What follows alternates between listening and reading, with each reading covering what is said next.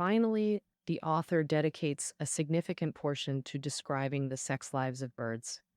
The author first mentions the wood warbler, whose mating duration lasts only a tenth of a second, noting most small birds finish in 1 to 2 seconds, which makes people question whether birds even enjoy sex.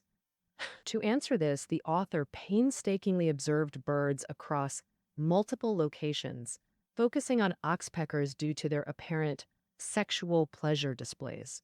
Witnessing mating in the wild proved difficult.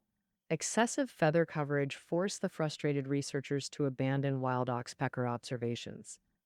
They captured oxpeckers from Namibia for lab studies, intending to bring them back. They worried customs would confiscate the birds due to strict biosecurity regulations. And surprisingly, customs cleared them without issues, perhaps because customs deemed them pests. Conclusive findings only emerged in captivity. It discovered male oxpeckers not only mate enthusiastically, but can last up to 30 minutes. Most astonishingly, males showed climax-like behavior after vigorous mating sessions. Through these observations, the author reveals birds' genital areas possess rich tactile sensitivity. Unlike humans who rely heavily on touch, birds prioritize visual and auditory perception. Their thick plumage further limits physical contact with the environment. And human emotional bonding depends on skin contact and tactile systems, factors making avian emotions elusive to many. Some even deny birds possess emotions at all. The fourth sense, taste, remains controversial in avian biology. Human tongues are soft, moist, and packed with taste buds. Most birds have stiff, tendon-like tongues, seemingly lacking taste receptors. 1970s Dutch research found mallard ducks completely lack tongue taste buds. Yet behavioral tests show mallards distinguish favorite peas from bitter ones using only their bills, baffling scientists. Later, through meticulous microscopic examination, researchers discovered about 400 taste buds in the upper and lower mandibles of mallard bills. It turned out mallards do have taste buds. Scientists were simply looking in the wrong place. We now know some birds have taste buds at the tongue base and throat rear, since saliva is crucial for taste perception. Though birds only have hundreds of taste buds compared to humans' thousands, they can detect basic tastes like salty, sour, butter, and sweet. Humans uniquely perceive capsaicins burning sensation, a crucial element in modern cuisine. Birds show no reaction to capsaicin, but possess unique taste abilities. Hummingbirds discern nectar sugar levels, and waxwings judge fruit ripeness by sweetness. The fifth sense, smell, was proposed in the 18th century through observations of wax-eating honey guides in East Africa. These birds enter churches to eat melted beeswax, while woodpeckers and tits raid dairies for cheese. Though believed to locate food through smell, scientific proof remained elusive.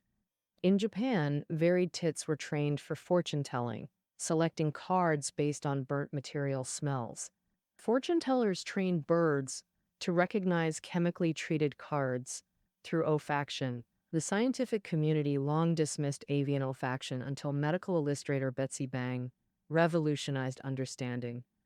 In 1950s, Bang illustrated avian nasal structures while assisting her ornithologist husband.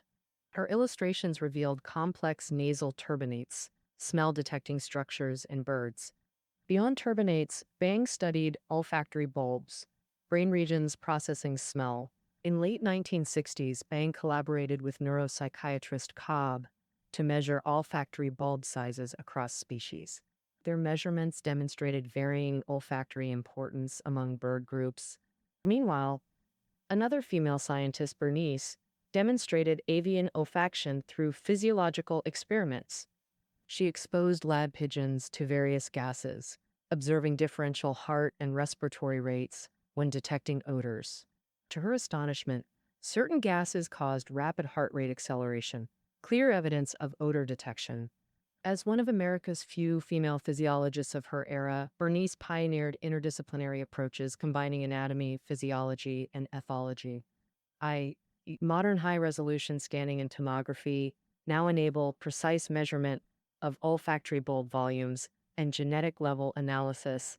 Researchers discovered positive correlation between olfactory receptor gene count and olfactory bulb size in birds. Larger olfactory bulbs indicate greater olfactory importance evolutionarily. Avian olfaction remains inferior to many reptiles and mammals, much like human smell capabilities. Human olfaction now primarily enhances our dining experience by previewing flavors. Beyond appreciating flowers and avoiding foul odors, modern humans rarely utilize smell strategically. No lower animals use vomeronasal organs to detect pheromones for mating and reproduction signals. Both birds and humans have vestigial vomeronasal organs, perhaps because smell is evolutionarily primitive. Advanced species gradually lost this primordial sense while prioritizing speed and precision. The sixth sense, magnetoreception, enables Earth's magnetic field detection for large-scale navigation during migration. Humans achieved global travel only after developing maritime and aviation technologies. Birds mastered intercontinental migration tens of thousands of years earlier. Scientists track migratory patterns using leg-mounted tracking devices, recording locations every 10 minutes. When plotting these coordinates, researchers marvel at birds' vast geographical ranges. Bar-tailed godwits famously cover 11,000 kilometers from New Zealand to Alaska, nonstop in 8 days, putting human navigators to shame. We can't help but wonder, how do these birds navigate using only the ocean horizon? To understand avian navigation, let's recall how humans find meeting spots. We check smartphones for routes, but birds must carry mental maps without technology. Navigation requires both route planning and real-time positioning, abilities birds execute flawlessly. Avian brains maintain global positioning unaffected by weather or solar interference, likely through magnetoreception.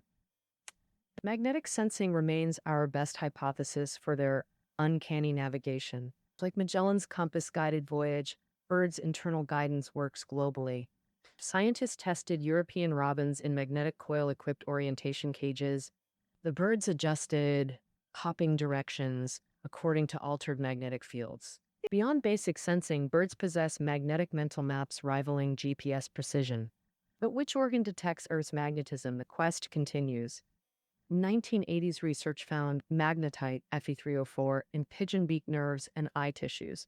These magnetic microcrystals function like biological compass needles. Chinese scientists identified magnetoreceptor proteins in 2015. Though retinal expressed whether birds see, magnetism remains unknown.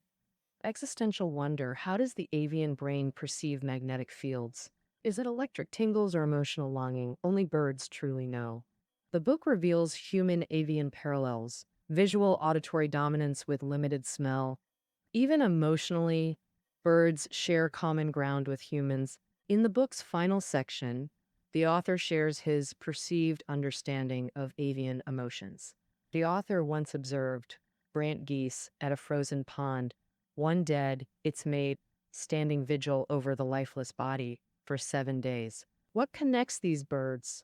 Emotional attachment or pure instinct? Do birds experience human-like emotions? With 40 years of avian care experience, the author strongly believes birds possess emotional capacity. He raised a blind zebrafinch named Billy. The author's daughter, Rory, developed special interactions with the sightless bird. Billy would sing excitedly at Rory's approach and perch on her finger when caged. After initial excitement, Billy would request neck scratches through specific postures. Rory's small hands allowed precise feather grooming with single fingers.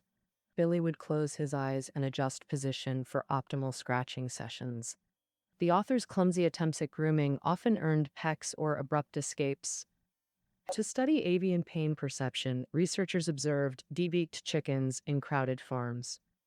Chickens shake heads post-debaking, clear pain indicators with older birds showing stronger reactions. Long-term beak avoidance post-surgery confirms avian pain experience. Shifting to lighter topics, avian romantic relationships reveal fascinating behaviors. Most birds practice social monogamy, with shared parenting duties. Reunited sharp-tailed sandpipers perform elaborate greeting rituals, suggesting emotional connection. Long-lived species like penguins and eiders maintain complex pair bonding ceremonies. Avian couples engage in duet singing and mutual grooming, clear pleasure indicators. Evolutionarily, birds parallel mammals in cognitive and emotional complexity. This phylogenetic position suggests undiscovered depths of avian intelligence and sentiment. Though we consider humans the smartest species with the most complex brains, birds surpass us in certain neurological aspects. Take owls' visual and auditory systems, for example. Kiwi birds' olfactory and tactile senses, combined with magnetoreception beyond our five senses, demonstrate avian superiority. Pre-21st century research on avian senses remains sparse. When consulting experts, the author found most only contributed to encyclopedic entries, never dedicated studies. Post-retirement, one researcher symbolically burned all his papers. The early 21st century's human sensory research boom will inevitably spark parallel avian studies. Avian senses. Avian sensory biology will soon enter its golden age. This concludes our exploration of the book's insights. Find chapter notes below. Until our next literary journey.